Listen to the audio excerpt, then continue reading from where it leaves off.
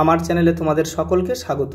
আজ আমরা class 4-এর Ryan Martin প্রশ্নবিচিত্রা থেকে বাংলার দ্বিতীয় পর্যায়ক্রমিক মূল্যায়নের শেষ তথা 13 নম্বর স্কুল সলভ করব।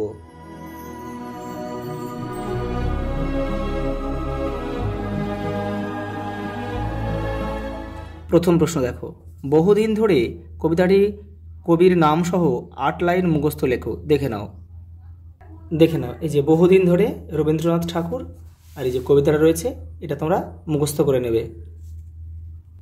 পরের প্রশ্ন দেখো, শব্দজুড়ি থেকে শব্দ বেছে নিয়ে শূন্যস্থান পূরণ করো। পা বিনা আয়াসে অতি দ্রুত মাটি ছুঁয়ে ছুঁয়ে চলে যায়। ছুঁয়ে ছুঁয়ে চলে যায়। আমি ঠকঠক করে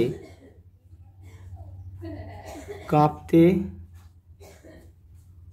কাঁপতে হাঁটতে লাগলাম। মাইল দুয়েক যেতে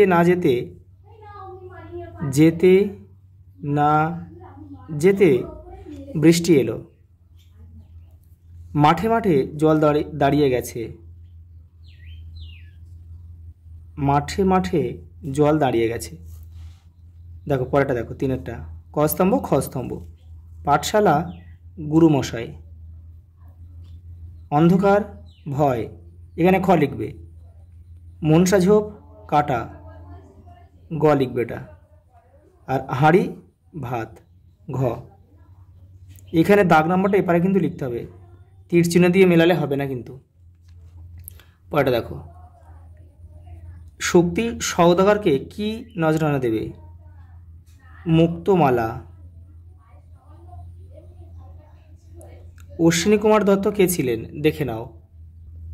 এই দেখো অশ্বিনী কুমার দত্ত, এখান থেকে তোমরা এই পর্যন্ত লিখবে। পরেরটা দেখো, ছই বলতে কি বোঝো? নৌকার ছাউনি। পরেরটা দেখো, নিতাই কে? শম্ভুর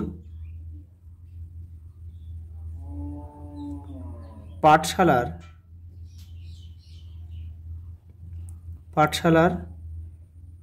একজন ছাত্র। অর্থাৎ শম্ভু যে পাঠশালায় পড়তো সেই পাঠশালার একজন ছাত্র ছিল নিতাই। কবি সত্যেন্দ্রনাথ দত্ত কী নামে পরিচিত? ছন্দের জাদুকর। পরেরটা দেখো, রানীচন্দ্র কি কি সাম্মানিক উপাধি পেয়েছিলেন? দেখে নাও। এই যে দেখে নাও, কলকাতা বিশ্ববিদ্যালয়ের ভুবন মোহিনী স্বর্ণপদক এবং রবীন্দ্রভারতী বিশ্ববিদ্যালয়ের সাম্মানিক ডক্টরেট উপাধি পেয়েছিলেন। পরেরটা দেখো, শম্ভু দাদুর জন্য কি আনতে গিয়েছিল? হাড় ভাঙা পাতা শুষ্নি পাহাড়ে। পরেরটা দেখো, ইংল্যান্ডের দক্ষিণ মেরু অভিযানের আয়োজক সংস্থার নাম কি? Royal geographical society.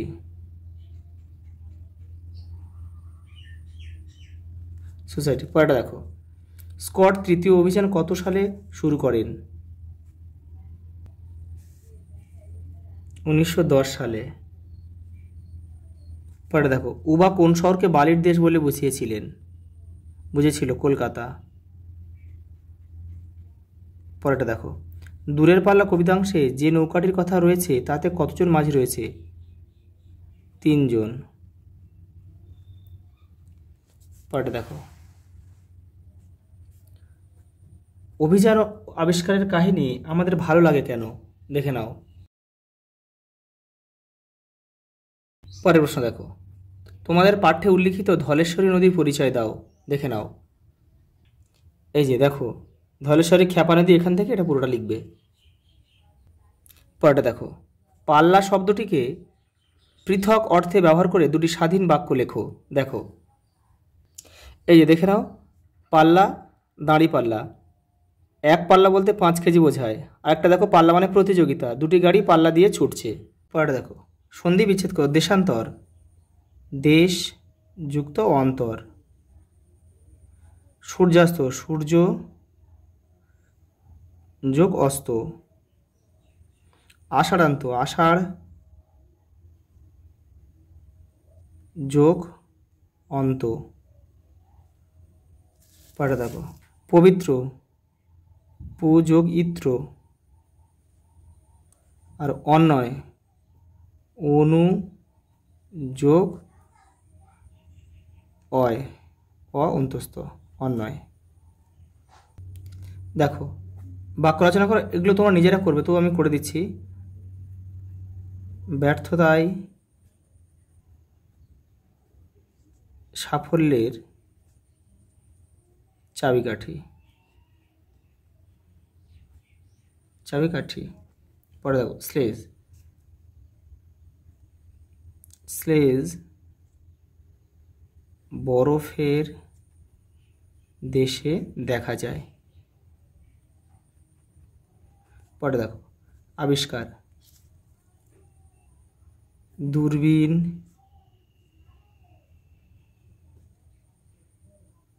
আবিষ্কার করেন গ্যালিলিও। দেখো প্রথম বাক্য রয়েছে নাকে গন্ধ আসছে, এটা বাড়াতে হবে। কি যেন, এটা এভাবে লেখা যায়, কি যেন পচেছে নাকে বিশ্রী গন্ধ আসছে। পরেরটা দেখো, সচিন তেন্ডুলকর 200টি টেস্ট ম্যাচ খেলেছেন। সচিন তেন্ডুলকর এমন একজন খেলোয়াড় যিনি 200টি টেস্ট ম্যাচ খেলেছেন। পরেরটা দেখো, নয়ের দাগে কী বলছে দেখো, নয়ের দাগে বলছে নির্দেশ অনুযায়ী পুরুষ পরিবর্তন করো। যে যার বাড়ি ফিরে যায়, উত্তম পুরুষে লিখতে হবে। যে, শুধু এই যে যায়টা যাই করে দিলে হয়ে যাবে। যে যার বাড়ি ফিরে যাই, এইটা যাই। পরেরটা দেখো, পুনি পুনি বৈন্দি যাও, এটা প্রথম পুরুষে নিয়ে যেতে হবে। দেখো আমি পুনি বৈন্দিকে যেতে বলি। পরে দেখো অতি শান্ত তার চলার গতি, এটা মধ্যম পুরুষে করতে হবে। অতি শান্ত তোমার চলার গতি।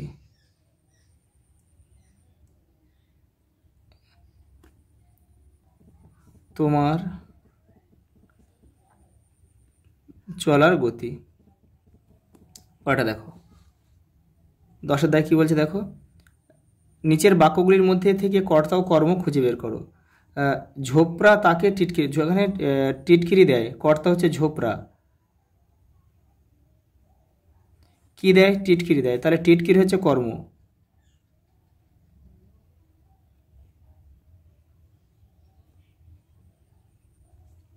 পরেরটা দেখো, এক মাঝি মাটির উনুনে কাঠ জ্বালে, তাহলে হচ্ছে মাঝি, মাঝি হচ্ছে এখানে কর্তা, এক মাঝি, মাঝি হচ্ছে কর্তা। উনুন জালে হচ্ছে তোমার ক্রিয়া, তাহলে কি জালে? কাঠ, তাহলে কাঠটা হচ্ছে কর্ম, কাঠটা হচ্ছে কর্ম। আজ এই পর্যন্ত, দেখা হবে পরের ভিডিওতে।